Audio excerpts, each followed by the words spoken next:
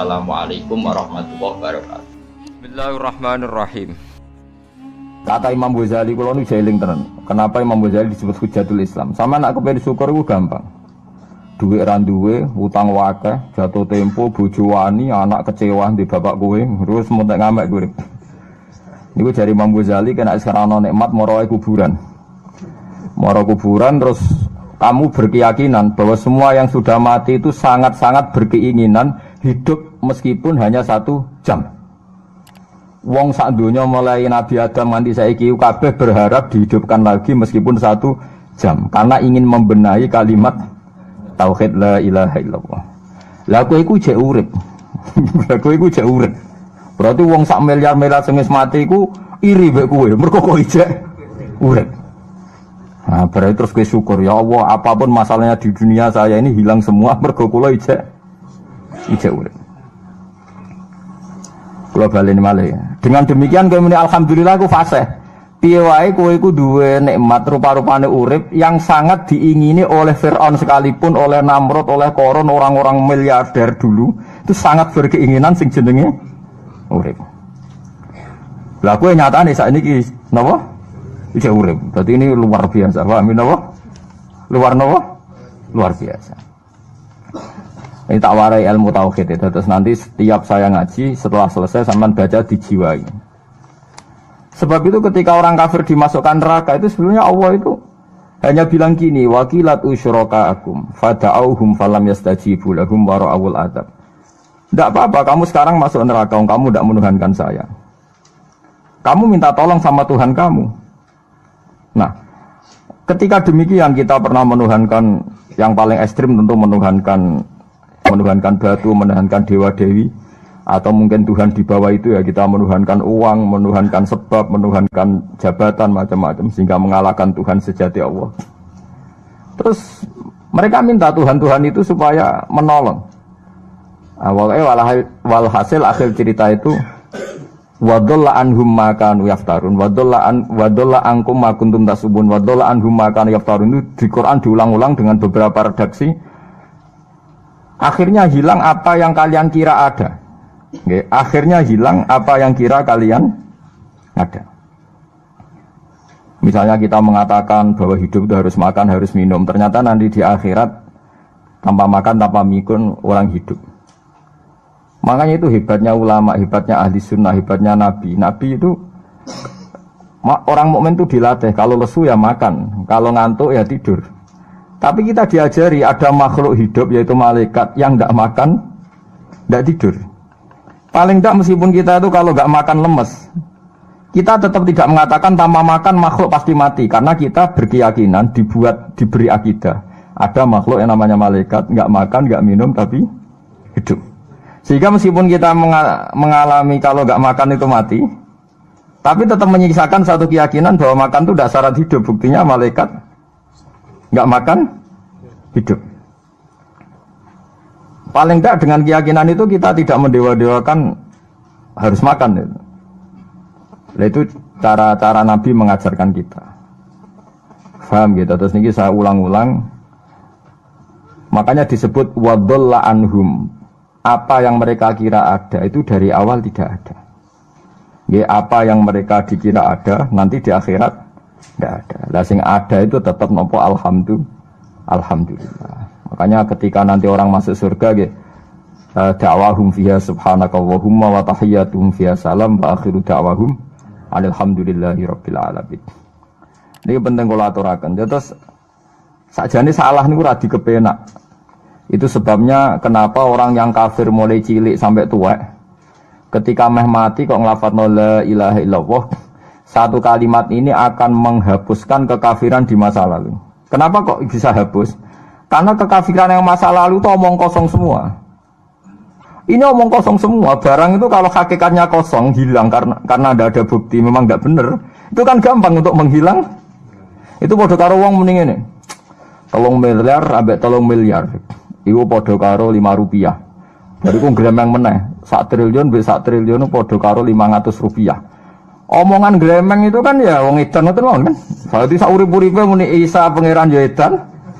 Muni liyane pangeran itu kan omongan ra penting semua. Meskipun yang disebut tuh miliarder, tapi kan cara guru biji busa kan gampang dobong ae wong ndak. Tapi malaikat bagian katabah, bagian nulis, itu rawani ngobong la ilaha illallah, ben kualat tapi pangerane. Makanya saya pastikan sekali sampean nglafadz la ilaha illallah itu benar, malaikat sing sentimen mbek sampean pun ndak bisa bakar itu. Kualat den. Paham juga maksudnya? Paham ya? Jadi jelas guys ini kenapa kalimat itu begitu dikjaya. Paham ya? Begitu dikjaya. Lah soal kita ngalami di zaman akhir. Orang lafatkan kalimat itu dianggap bid'ah, terus tukaran. Ya kita semua ngalim bingung, kalimat itu salah apa, dianggap apa bid'ah. Wong kalimat disifati thayyibah, sing lafatno dihukumi nglakoni bid'ah. Lah sing diarani bid'ah ya ora trimo pisan, malah gawe hadis palsu. Fadilail wiridani malah palsu hadis. Sajane cara padha warase ngoten ora perlu debat bulet ngoten. Padha warase lannya kono nganggo kapasitas ulama, kita pakai kapasitas apa? Ulama, terus kita diskusi baik-baik. Di kula baleni malih nggih, kenapa kalimat thayyibah disebut kalimat baqiyah? Dalam istilah Quran wal baqiyatus sholihat. Baqiyah itu sesuatu sing abadi. As-sholihat itu sing layak, sing apik, sing selalu duwe eksistensi. Soleh maknane layak. Layak iku mergo wujud. Ya kalau baleni malah tak wari filsafat ilmu hakikat. Sing darani layak ku sitok mergo wujud. Nak barang ora wujud itu jenenge dilafatno tapi mboten layak. Jadi barang ana sing dilafatno tapi ora layak, ana sing ora usah dilafatno tapi wis layak disebut sholihat. Saleh maknane apa? Layak atau punya eksistensi. Misalnya begini ya, kalau tak warai ya ben sampean nang lafatno la ilaha illallah niku benar. Ketika manusia itu menganggap yasumu maknanya menganggap itu sesuatu tidak ada tapi dianggap nopo ada, itu jenenge menganggap. Ketika manusia itu menganggap bahwa tidur itu penting, kalau orang tidak tidur itu maka dia akan lemah, kalau orang tidak makan itu dia akan mati. Sebetulnya semua ilmunya manusia itu menganggap, karena diulang-ulang oleh satu kejadian, kalau nak gak mangan itu lesu, nak gak turu itu lemes, terus dia menganggap kalau gak tidur itu orang mati, kalau gak makan itu orang mati. Itu ilmu yang dikatakan oleh para ahli hakikat hanya menganggap itu sah, karena anggapan manusia salah itu sah, keliru ya sah, benar ya sah, tapi ya hanya anggapan. Tapi dalam ilmunya Allah Ta'ala sing abadi, kehidupan itu tidak bersyarat makhluk itu harus makan, dan Allah bisa membuktikan itu lewat Allah menciptakan apa? Malaikat. Nah sehingga semua ilmu selain ilmu hakikat itu dalam bahasa ilmu hakikat disebut kita menganggap, kita merasa tahu. Bukan saya tahu, tapi saya merasa tahu. Nah, liane kalimat la ilaha illallah itu semuanya begitu. Kita merasa tahu bahwa kira-kira begini, kita melihatnya begini. Tapi sing hakikat, sing gak bisa dibatalkan bahkan oleh malaikat sekalipun, niku namun kalimat la ilaha illallah. Nanti disebut kalimatu haqqin 'alaiha nahya wa 'alaiha namut wa 'alaiha nub'atsu insyaallah taala minal amin. Karena yang dikatakan hidup itu roh. Roh itu tidak butuh makan. Ketika jasad itu mati, hancur, itu rohnya kan masih hidup. Dia pindah di alam ulya sana. Roh itu hayat, hayat itu dari kata roh. Roh itu maknanya hidup, hayat maknanya hidup. Roh dan hayat ini satu sistem yang kita tidak tahu, yang tahu hanya Allah. Ini tidak butuh makan. Sing butuh makan, butuh utang, butuh bodoh itu jasad. Paham ya? Roh ora tau utang, ora tau gadekne BPKB, paham ya? Enggak melo-melo dia. Makanya ketika jasad kakean pola itu roh nyesal. Kok ngatasnamakan saya demi hidup sampai diruangi utang-utang wong, diruangi uripe bulet. Toh saya bisa hidup tanpa hutang. Lah iku manusia iku aneh. Makanya disebut alam rohaniin itu sudah. Nah, ketika kita mati itu kan yang mati itu jasad. Jasad itu mati, rohnya sowan Allah. Tapi kita secara bodoh mengatakan kita mati. Loh, yang mati itu siapa? Hanya jasad kita, roh kita tidak mati. Yang soal Allah itu roh kita. Tapi kita bilang kita mati. Ya berarti kita bilang kita mati, ya kita mati. Menurut bahasa manusia, kalau kita sudah tidak ambekan, tidak makan, tidak minum, disebut kita mati. Tapi alhamdulillah kita ini mukmin, meskipun bahasakan kita mati terus bahasano mugi-mugi disepunten pangeran niki ruhe nembe sowan, mugi-mugi diwelas. Intinya dene ramuni mati. Paham nggih? Mulane malaikat ngrungokno pidatone kiai sing lepas jenazah ya bingung. Perkarane dilepas niki pun mati, mboten saged napa-napa, ra iso njuk sepuro jenengan, ra iso salat, monggo kita salati. Iki sedongakno sakniki ruhe sowan pangeran mugi-mugi selamat. Jare mati, jare sowan. Sowan kan artinya mlaku-mlaku sowan kan. Nah, tapi misalnya mbok bahasano nganggo ilmu sing ekstrim kados kula, nganggo ilmu kelas berat kan malah diguyungake bahwa jasad ini mati, ini tidak penting karena jasad rohnya masih hidup. Maka kita tidak perlu nyolati mayit karena tidak pernah ada mayit karena rohnya masih hidup. Wah, kan dianggap edan bareng kan. Makanya sebaiknya orang ilmu hakikat itu tidak perlu jadi kiai, pokoknya kayak kula jadi ulama tapi rasa jadi nopo. Ya, jadi kiai sampean ae sing ora paham detail-detailnya alam roh sampai alam nopo? Alam nopo? Jasad. Nah, itu keliru itu penting karena kalau tidak keliru itu ya itu tadi. Paham sing kalau maksudnya. Nah, itu disebut. Nah, kalau sama tanya, lalu roh itu gimana Gus? Ya nggak ada jawabannya. Wong Rasulullah saja yang orang paling pinter di dunia, orang paling tahu. Wa yasalunaka 'anir ruh, qulir ruhu min amri rabbi. Roh itu urusannya pangeran. Makanya kalau sekarang sampean pertanyaannya gini. Waktu gale guyonane Siti Jenar. Siti Jenar itu ya ono pinter, ya ngawur tapi ono pinter. Dene iku ora tau salat. Sing salat ruhe jare. Dadi ora tau sujud, sing sujud jare ruhe. Yen darane wali songo iki goblok. Wali songo iki gobloke ra karuan jare Siti Jenar. Wong kon salat, bathuke nganti ngecap jare Siti Jenar.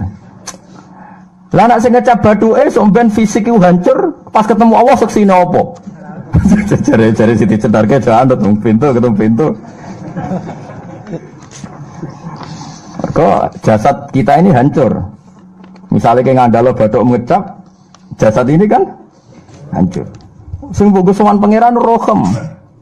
Roh iku wis kon sujud ae ora usah awam. Lah akhire nak wae salat terus meneng ae jare wis salat. Sing ada teng pintu-pintu niku. Nah sing mung syariat terangno ora iso. Rata-rata kiai syariat kan ra pinter hakikat. Mau ngamuk ngono to murtad kowe. Nah ngamuk lho. Hasil wong syariat kan apa? Ngamuk. Ngamuk stresan rangno ngamuk. Ya akhirnya gak sambung kan. Akhirnya gak sambung. Tapi saya pastikan ajaran Kak Siti Jenar itu sesat. Sesatnya adalah wali-wali yang alim, termasuk wali songo yang alim itu bilang begini. Ketika bathuk kita dikokon sujud ning pangeran, kita sujud itu sebetulnya bukti bahwa fisik kita itu tunduk sama perintah roh. Karena roh kita sujud, roh ini menyuruh fisik kita juga ikut sujud. Jangan jadikan fisik ini rivalnya roh. Itu kita gobloknya Siti Jenar. Kalau roh kamu sujud, fisik kamu tidak sujud, namanya rivalitas. Berarti kowe di jisim, duwe wadak sing ra nurut roh. Berarti rivalitas. Lalu jasad kamu itu sing mimpin sapa kok gak nurut.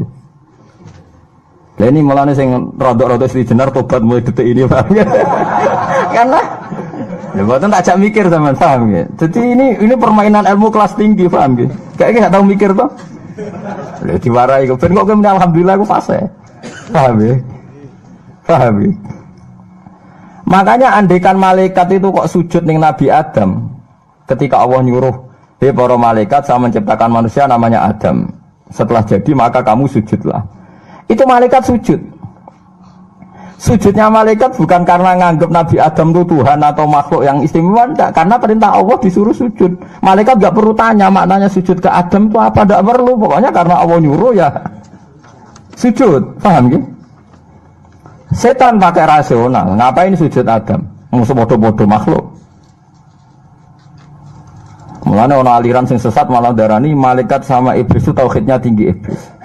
Karena malaikat diuji disuruh sujud sama Adam, makhluk mau, terjebak dia sama permainan Tuhan.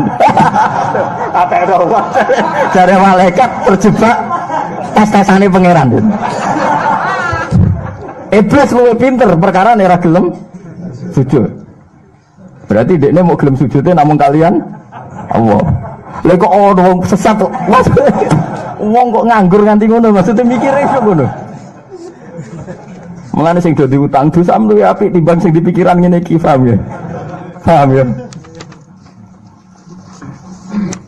Jadi malaikat terjebak permainan Tuhan, dites gak lulus ya. Itu ngeri kalau nuruti alin-alin ngoten. Yang benar adalah setan itu dianggap keliru. Karena dia tidak punya otoritas pikiran. Dekne ora wujud, hakikate setan malaikat gak wujud, wujudnya diwujudno Allah. Nak wujudnya diwujudno Allah, apa wae sing dadi dawuh Allah kudu sami'na wa ata'na. Karena dia tidak bisa menjadi rival Tuhan. Makanya kalau kita diperintah Allah langsung lakoni, gak usah gawe rivalitas. Mulai paribasane ke kon mangan wis wareng nek Allah ngutus mangan wis mangan ae. Nang kok wargen wis Gusti pokoke mangan. Nek ora mangan ya ora mangan, pokoke kon nurut. Lah itu kelirune Siti Jenar, dia lupa. Dia itu lupa bahwa dengan mengatakan jasadnya tidak perlu sujud, mergo sok ben sithik satu roh, dia bikin rivalitas antara roh dan jasad.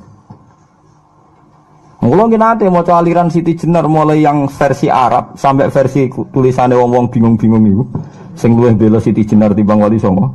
Bahkan dalam cerita itu seakan-akan Wali Songo kasut mergo jare Siti Jenar dipateni wangi terus diganti asu macam-macam lah cerita ngono. Mula nu peneliti ra kabeh, kula ra koyo Kiai Mustofa niku ora apa ya ngono. Gak jelas roe tapi jelas dadi kiai ini ndekne. Enak ngoten niku. Dadi ya ana wong ilmune ra pati akeh tapi jelas dikiyaino. Kula ilmune akeh ra pati dikiyaino. Jadi kekeliruan-kekeliruan ini mergo ngoten niku nggih. Memang ilmu hakikat itu jelimet. Tapi sampean harus saya latih. Oke, sampean ngaji ning kene ya suwi, tuwa, saya kenal sithik-sithik. Lah nanti makanya nanti menghilangkan barang batil itu mudah sekali. Karena barang batil itu hakikatnya enggak ada. Mbok ana wong muni 1 miliar ditambah 1 triliun jumlah 5 rupiah, mbok sing disebut angka 1 miliar 1 triliun lafaz ini enggak ada. Nggih lafaz ini enggak ada, fakta ini enggak ada. Makanya disebut di Quran iyaquluna illa kadzib. Sebagian Quran istilah lebih ekstrim. Kaburos kalimatan takhruju min afwahihim. Kalimat itu menjadi besar karena ada yang melafatkan, tapi kalimat ini tidak pernah menunjuk hakikat. Lho nggih to, misale wong nyebut iki geni, wong ki HP kok diarani geni, itu pernah ada kalimatnya tapi tidak ada faktanya. Ini batu disebut itu Tuhan. Yang benar itu batu, disebut Tuhan itu kan kalimat sing ada kalimatnya tapi tidak ada faktanya. Paham ya? Ini disebut kaburos kalimatan sing takhruju min afwahim. Terus iyaquluna illa kadziba. Mereka hanya ngomong secara dusta. Sebetulnya kalau barang hakikat itu tidak usah diomongkan, itu tadi kalimatu haqqin 'alaiha nahya wa 'alaiha namut wa 'alaiha nufasu insyaallah taala minal amin. Tapi kalau kalimatul batil kalau enggak diomongkan enggak ada yang ngomong. Karena harus diomongkan, itu pun enggak menunjuk apa? Enggak menunjuk apa? Hakikat. Lah semua manusia itu ngomongnya itu rodok-rodok ala zamihim sesuai klaimnya. Mulane omongane sampean bingung nama malaikat. Saya jamin, muga sampean kenal malaikat kados kula niku malaikat sambat tenan mbek omongane sampean. Kok ndak gimana coba? Kita bilang saya ini kaya, baru punya uang banyak kaya. Malaikat sing nyekseni kekayaane Allah janggal, kere kok muni sugih. Terus kowe muni saya ini orang kuat karena saya presiden Amerika, saya presiden Indonesia orang kuat. Kita pun sebagai kiai bilang Jokowi itu orang kuat, presiden itu orang kuat. Malaikat sing roh langit bumi, sing roh Allah, dijayane Allah, pemene malaikat Israel. Mangkel sak boleh ana bahasa kuat tuh. Ah semane tak protes ber kok iso muni kuat itu kuat apa nih? Jadi bahasa manusia itu membingungkan semua. Coba Anda jadi malaikat Israel, terus ana wong peteta-petete muni kuat. Kuat temen ndi tak pites setiap saat itu. Jadi bahasa manusia itu membingungkan semua. Makanya malaikat itu kuat yang uang ngomong-ngomong gak jelas. Nah, makanya mereka nggak dianggap temannya malaikat. Karena tidak wali, dia tidak tahu ilmunya malaikat. Lah wali itu tidak pernah terjebak omongan itu. Disebut ala inna auliya Allahi la khaufun alaihim. Walaupun sampai disebut nanti di antara khasih wali itu kalau meninggal tatanazzalu alaihimul malaikatu alla takhafu wa la tahzanu wa absyiru bil jannatil lati kuntum tu'ad. Terus malaikat-malaikat yang di langit semuanya bilang pada wali ini nahnu auliyaukum fil hayatid dunya wa fil akhirah. Saya ini mitra kamu, saya ini teman kamu baik zaman kamu di dunia maupun di akhirat. Karena bahasanya wali dengan bahasa malaikat itu sama. Tidak pernah merasa kuat, tidak pernah merasa hebat. Karena malaikat itu tahu yang hebat itu Allah, tahu betul dia. Apalagi temannya Israel tahu betul. Paham ya? Wali yang muniku bahasa di siga sambung. Disebut nahnu auli. Kayak agak tahu tuh paham Quran kados kula. Lah mulane ngaji. Wis kerepean lah pokoknya paham. Lah bahasa manusia enggak wali itu bingungkan malaikat karena tadi kita bilang presiden itu orang kuat. Ini orang kuat. Padahal malaikat yang bagian mitosnya Allah ini janggal. Kuatnya nang ndi? Apalagi malaikat yang nyekseni alam malakut, alam ning langit. Yang sampean saiki wis sinau planet mawon lah. Planet Mars itu kayak gini, Platurus gini. Delok bumi planet paling kecil. Wong bumi planet paling kecil kok penduduknya paling kuat tuh piye kamu sih? Paham ya? Wes bumi paling kecil digoni wong miliatan. Terus untuk mau sepiro? Mau untuk kok terus kuat itu kuatnya nih? Nanti. Berarti sampai membahasakan orang kuat harus gak sido bener. Orang itu ilmuwan, orang paling pinter di dunia. Pinternya nih. Misalnya yang ngerasa pinter karena ini bisa menemukan komputer, bisa menguasai sak dunia, peneliti, handal ngene-ngene jari malaikat. Umpama ke roh ilmu sak bumi ku roh Mars. Aku sing noto Mars, tukang jogo. Artinya umpama kowe roh tenan bumi ku roh planet lain dan kehidupannya di sana. Apa meneh alam malakut, alam roh. Misalnya alam kematian itu butuh ilmu 99, alam dunia mau butuh sitok. Ngendikane Nabi bandingan ilmu dunia sampai akhirat itu 99 banding 1. 1 dibagi wong sak dunia.